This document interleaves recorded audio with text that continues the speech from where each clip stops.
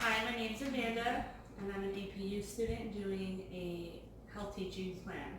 My family consists of a mother and her two daughters. The two daughters of the family are in very different age groups. The oldest daughter is in her early 20s and beginning to find her own identity outside of the family, while the youngest daughter is 10 years old with cerebral palsy. The family is Caucasian, identifies with being Christian, however does not attend church or take part in any religious functions on a regular basis. Both the daughters have separate fathers. The mother was married to the oldest daughter's father, however divorced when she was very young, and was never married to the youngest daughter's father, and he is not currently involved in her life. The mother's brother lives approximately 5 minutes away, but otherwise has a very limited support system. The family enjoys watching TV together in the evenings, swimming when the weather permits, and going to amusement parks. The youngest daughter has cerebral palsy and a chromosome disorder. During our initial interview, the mother expressed concerns about resources available to them and her ability to speak. I chose these specific topics to teach on because the family specifically requested more information on them, so I felt it was necessary to address them. I also chose to add some information regarding safety because cerebral palsy is a condition that affects the muscles and so needs to be considered. Okay, so I'm gonna start by asking you guys what you already know about cerebral palsy. I don't want to teach on anything that you already have information on. So, so what do you know about cerebral palsy? I just know it has to do something with the brain. Oh, okay. I don't really know much detail. And what sort of things do you do at home to create a safe environment? What I generally do is just keep always an eye on my daughter. Okay. And I just try to keep any items away from her, just try to keep it safe. That's all I really do, but I'm always with her 24/7. Okay, so you just don't ever leave her alone? Yeah. Okay, that's good. Okay, so I'm gonna start by just going over what cerebral palsy is. So it's a group of disorders that affects a person's ability to move and maintain balance and posture.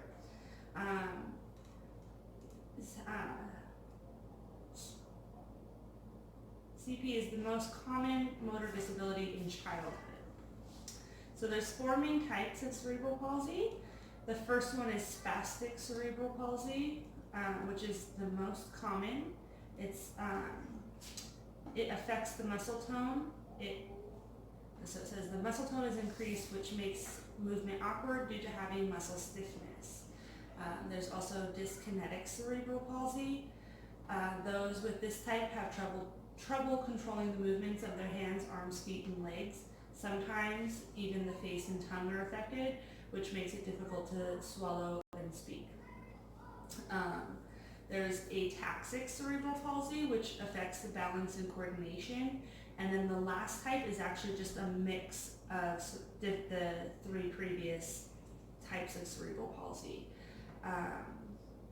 So it could be 2 or even all 3 of them. And then spastic dyskinetic is actually the most common, and this is actually the type of cerebral palsy that your daughter actually has. So that means that it's not only is her muscles very stiff, which makes her movements awkward, but this is what's affecting her face and her tongue, which makes it difficult for her to speak, and that's why she doesn't have the ability to speak and communicate with you guys currently. And this is all information from the CDC. And so on this PowerPoint, I have at the bottom here a link to the CDC's website that gives you guys more information, just about like more specific details about cerebral palsy. So if you wanted to learn more about what that really is and what that looks like. And now I know that she is 10 years old, so her preteen years are approaching pretty quickly, and she'll probably be going through puberty pretty quick. So I wanted you guys to watch this video. So it gives you guys, it's the parent's guide, it says.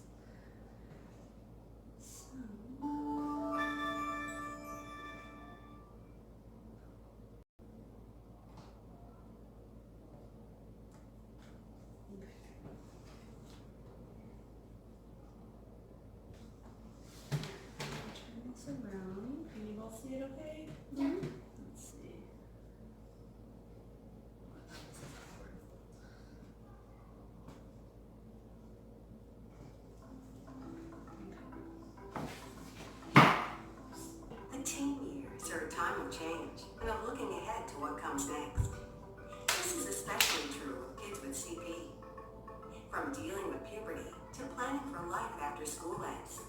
This is a good time to think about and plan for your child's future. Let's start with puberty. That's when a child's body matures and changes. You might notice new hair growth, body odor, and acne. Hygiene may become more of a challenge in some kids with CP. Consider the help of a home health aide who can assist with bathing and other daily activities. For girls, getting a period can be especially confusing or upsetting if they don't understand what's happening. Talk to your care team to see how they can help. Like all teens, your child might experience emotional highs and lows and want more privacy at times. It can surprise parents that many teens with CP show an interest in sex. That's normal. When you can, talk openly about these new feelings. But if you ever suspect that anyone has touched your child inappropriately, let someone know right away. As your child gets older, continue regular visits with the care team. They'll make sure your child is growing properly, getting the right doses of any medicines, and getting all recommended vaccines. Doctors will check for signs of any bone or joint problems. These include weak bones, fractures, or a curve in the spine called scoliosis. Changes in hormone levels during puberty can sometimes make seizures harder to control. Medicines can be adjusted if needed. As your child grows and gets bigger, any assistive devices may need to be changed or modified. New devices may be helpful, such as a sling lift to move your child from a bed to a wheelchair. Begin searching for doctors and therapists who treat adults with CP. Preparing to leave the familiar faces of your care team can be a big adjustment, both for you and your child. But it can also be an opportunity for some teens to take more responsibility for healthcare needs and decisions. Your care team will guide you through this process. For most kids with CP, school is a big part of life. Your child has likely had an individualized education program known as an IEP or a 504 plan since elementary school. As your child becomes a teenager, this education plan will be adjusted. It will include ways to transition to life after school and what support will likely be needed. If further education, like college or a vocational school, is an option for your child, talk with a school guidance counselor. Certain programs are better equipped to handle special needs than others. Some teens with CP may be able to get a job or volunteer after high school. There are job training programs and support for workers with special needs. Find out about job assistance programs through your local Office of Vocational Rehabilitation. Other state agencies that focus on intellectual and developmental disabilities can also help. If more education or employment aren't options, your child can usually stay in public school through age 21 or 22.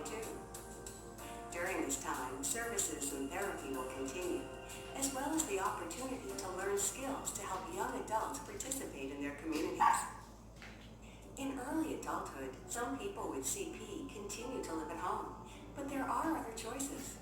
These include living independently, in a group home with assistance, or in a community with others who share household responsibilities.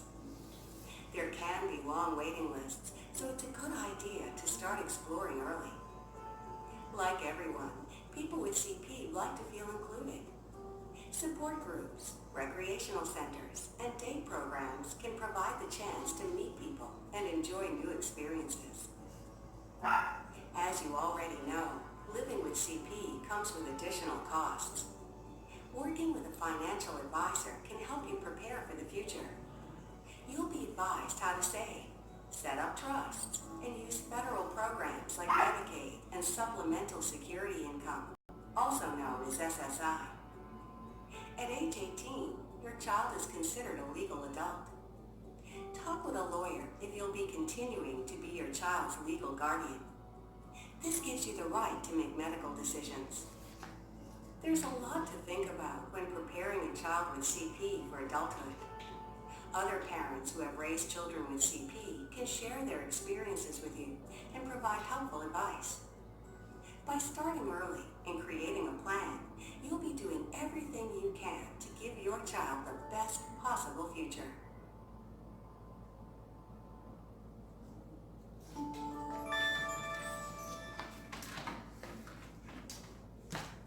can go ahead and sit down. So, how does that video make you guys feel? I think it's really sad what they go through. Just seeing them in, wheelchairs and not being able to move and So, how do you think some of those things might affect your family? oh, definitely. As far as like puberty and how things will go when your daughter starts her period. Yeah, it Yeah. actually made me think about the future more Mhm. and I actually didn't know about the fact that there's like places where they can help you once they're 18. So that if they don't want to live at home and they want to just kind of like start being on their own in a way, Mhm. there's hope out there Right, for them right, yeah. specifically.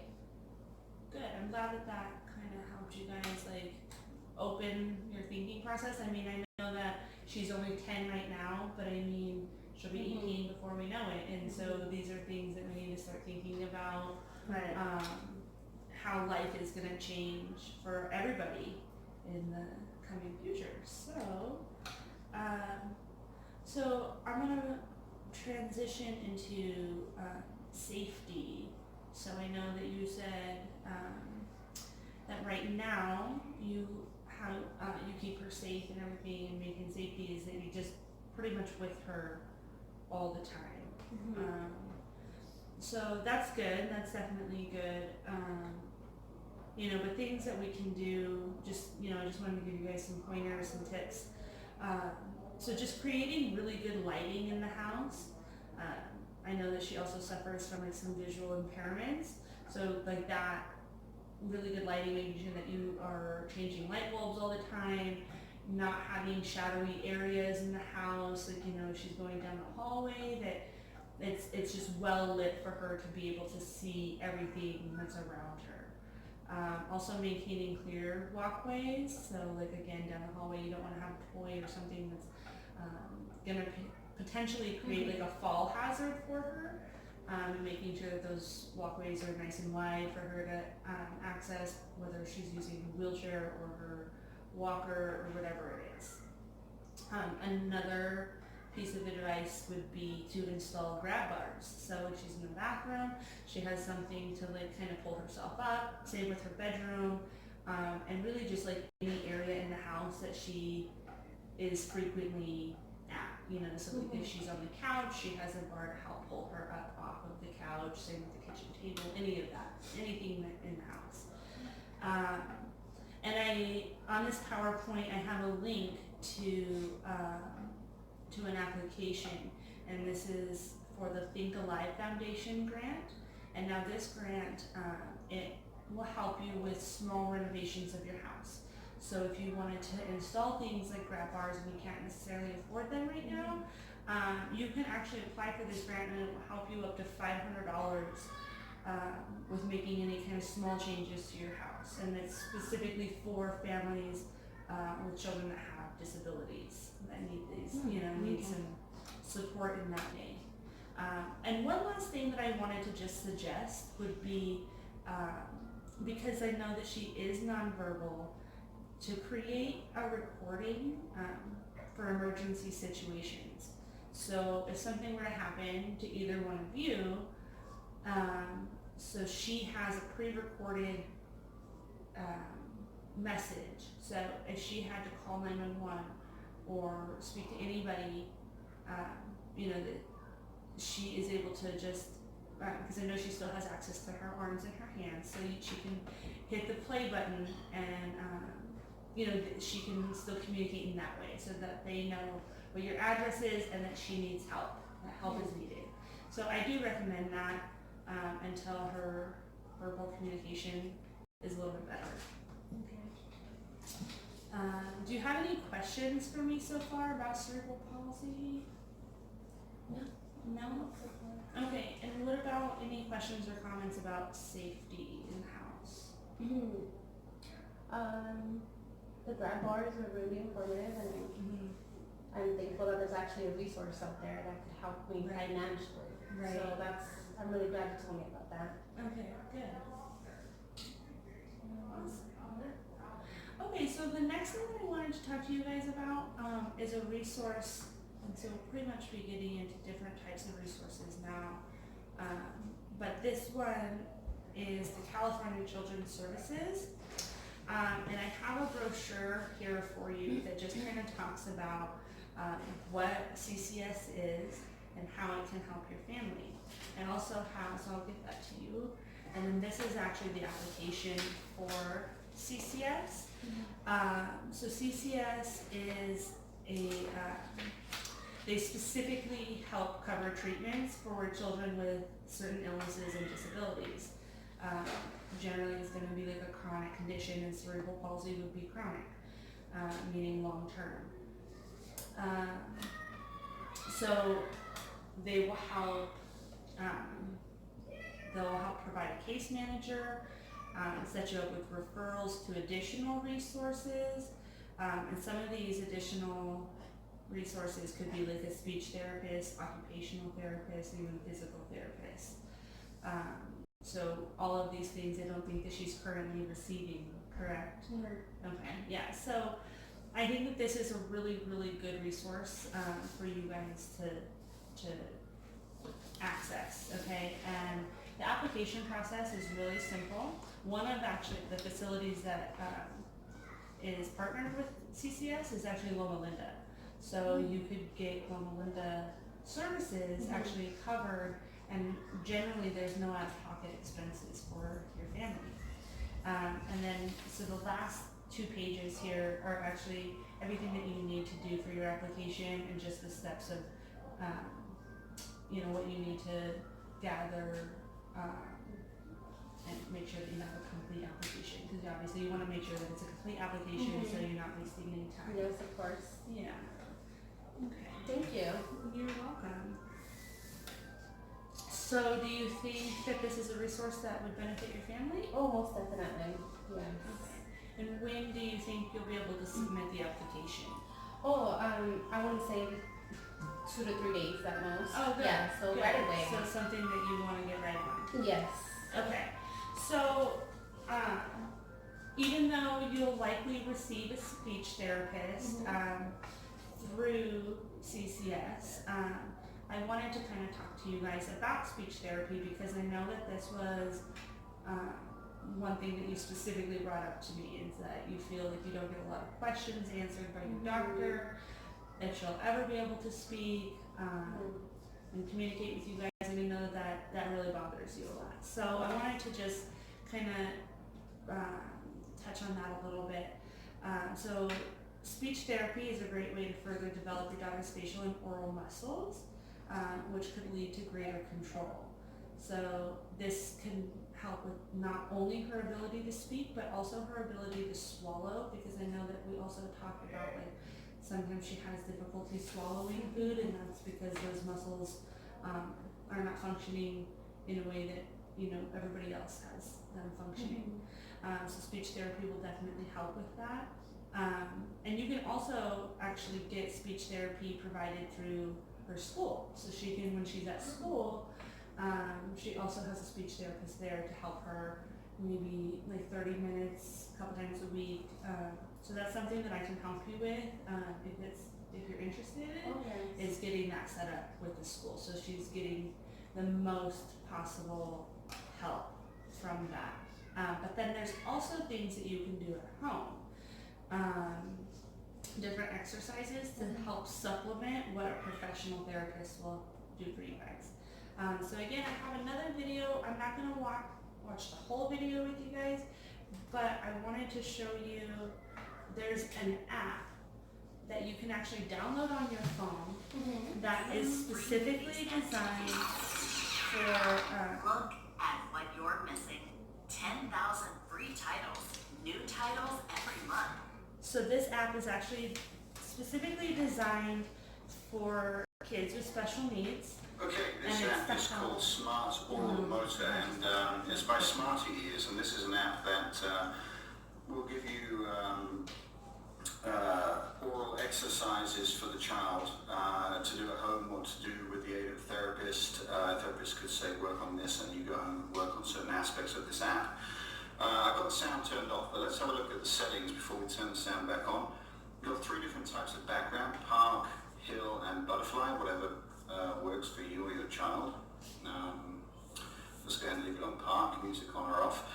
Animation repeat is the number of times that the duck will repeat the animation before you're asked to do it.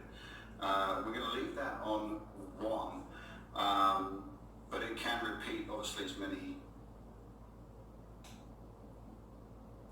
as 9 times if they need that reinforcement. We'll leave it on 1 for now, but you'll see what I mean when we go into the app. Let's go back. Let's turn the music on. Well, first of all, let's go back and have a look at the company and stuff. So we've got some information about Smart Oral Motor.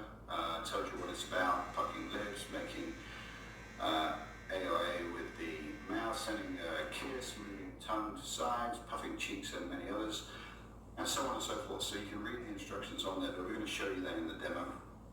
Follow them on Facebook. They've got some other apps that you can look at that we've done reviews on already, but they have many more at Smarty Ears. Back into settings. What we're going to, sorry, yeah, no, want to do that. Back into settings. We're going to turn the music back on. Head back out. Nice the way the page goes. Now let's go ahead and play.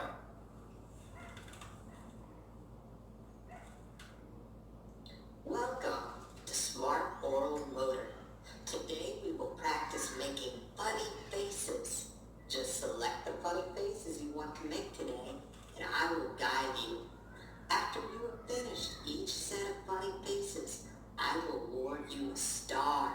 Remember, the more exercises you make, the more stars you will collect.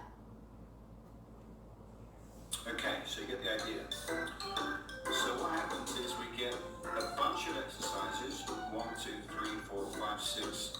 Oops. Push your right cheek. Well, let's do this one while we're running. Like this.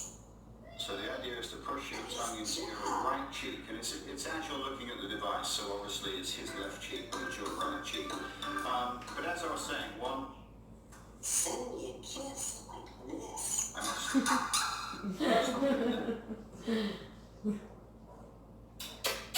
Okay, so I will explain about those exercises in a second. 1, 2, 3, 4, 5, 6, 7, 8. So you guys can finish watching the rest of the video later. I'm going to actually provide you with a copy of this PowerPoint, so you'll have access to that link. And then I'm also going to provide you, I can send you the like how to actually download that app. Okay. But as you can see, like it's kind of a fun way for her to just go through some of the different exercises that would potentially help her. And again, it's not something that, you know, would take the place of a speech therapist, but it would just supplement what she would be learning from a speech therapist. And it's a fun way for her to learn too. Yeah. I like it. It's cute, huh? So do you feel like speech therapy is something that would benefit your family? No, definitely. Yes, most Yeah. definitely. Okay, good. And do you think that you'll be downloading that app? Oh Oh, yes. yes. Okay. So the last thing that I wanted to kind of go over with you is just how to access resources. So I have a few different links on here of different resources that might benefit your family. But I know as times change, your needs would change as well. So I want to make sure that you know how to actually access resources when you need them if I'm not around. So one of the things that I want to go over first is the type, like if you're going to do an internet search to try to find a resource, do you know, like where would you start? Usually I go to Google. Okay, that's good. Good. So when you go to Google and you type in a search, so some of the websites that are going to be a little bit more credible with information would be something that ends in .org, .gov, or .edu. Okay, something that ends in .com is not necessarily that it's not credible, but the information is sometimes it could be questionable. So you want to be careful of where you're at on that. But definitely, the three that I mentioned are acceptable sources of information. Definitely if it says like .net, you probably don't want to rely on that source of information to help benefit your family. Well, that's good to know. Yeah. .net. So preferably, like you said, .gov, .org. Yeah. Okay. Edu. Uh-huh. And edu. Okay. So when I went to the CDC's website, they gave me a website called ParentCenterHub.org. And then, so I already went to that one for you, and specifically for San Bernardino County, it gave me an additional resource called EPUchildren.org. So this is an additional resource, and I'll kind of show you some of the things that's on this website. Of course, it's not going to pull it up.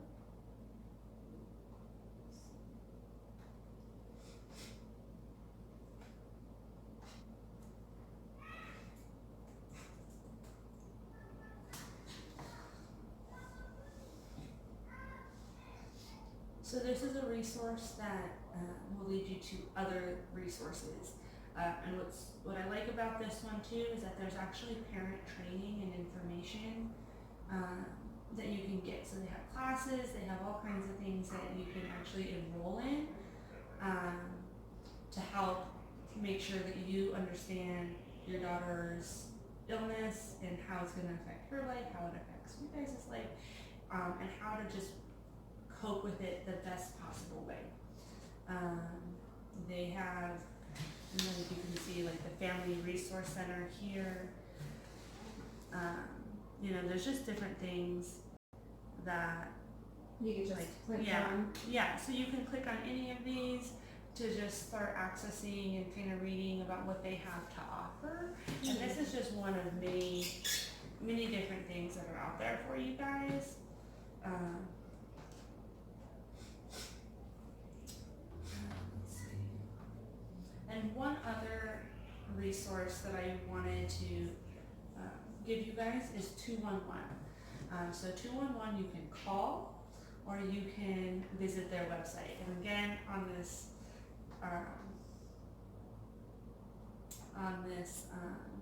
PowerPoint, there is a link. So it's 211sb.org. So that gives you all of the resources available specifically for San Bernardino County. But if you don't have access to the internet at that point, you can always just call 211 and they can pretty much give you any resource that you need, whether it's healthcare related or income, like they can help you with housing information, they can local parks, like there's so much that they can help you with. It's pretty amazing, really. Oh, I didn't know about that. Yeah, I find that a lot of people don't know about it, but it's a really good resource. So, do you have any questions for me about how to access resources? No, I mean, you gave me the CCS information, and you told me about what I should be when I go on Google when I do my search. You told me to primarily do like .gov, .edu, Right. and try to avoid .net and Right. .com. Good. So And then we'll have this PowerPoint too, right? Yes, I'm gonna Access to email it. it Okay, to you so we'll have before I everything. leave here today. Okay.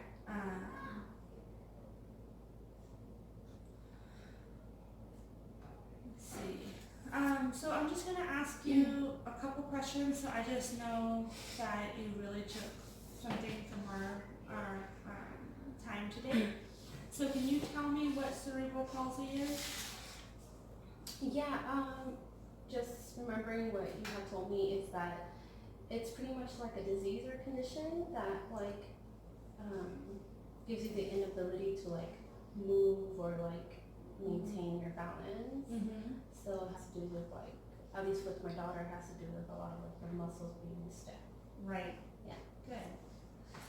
And so tell me some of the ways that you can improve safety for your family.